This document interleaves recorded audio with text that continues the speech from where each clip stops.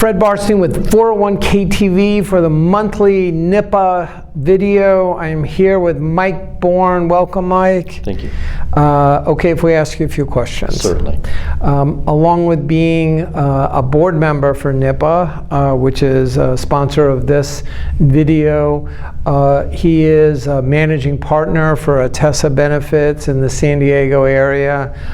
They have almost 400 clients, 403B, 401k, as well as defined benefit, and in his prior life was a plan sponsor. So he understands all the trials and tribulations that you go through. So today it's talk about the raging debate of whether a company or an organization should allow their employees in their defined contribution plan to take out loans. And where do you stand on that? I actually stand on the no, don't do it. The reason you establish a retirement plan is so that the employees can set up funds for retirement and defer for retirement. And if you allow them to take loans, you're actually harming that process. Right.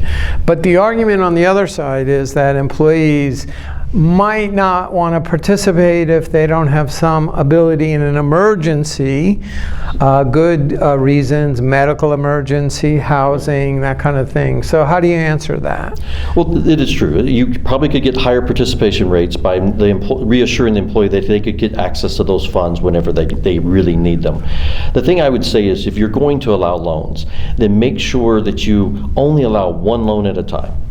That you only allow it from their own wage deferrals. In other words, they don't get any access to the employer's contributions or the investment returns. And then have them sit down with either the plan administrator, the financial advisor to the plan, or someone who will explain to them the ramifications of what's going on here with this loan, especially if they don't pay it off.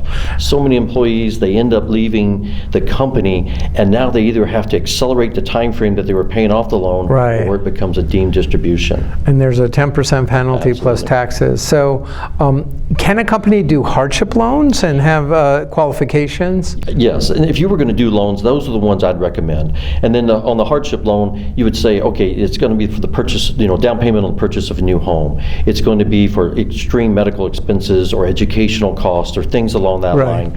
But again, it's still contrary to the whole reason you set up the retirement plan. But if you do that hardship, the plan sponsor or the provider has to have the documentation. Yes, they have to go through the documentation, and normally that's going to be some sort of receipt or some sort of escrow statement that says there's down payment necessary for the loan and things like that. But yes, you have to go through it. And I would add one more thing with the best is 6-month waiting period in between loans. Yes, and definitely one loan outstanding at one at a time. Great. Well, that's great advice, although I disagree with you. But that's okay. And it's really up to you and your population whether you think here's a trade-off. The loans are not good, but does it inhibit participation? So thanks for your time today, Mike. Thanks for the support of NIPA to bring you this valuable information, and thanks for watching 401k TV.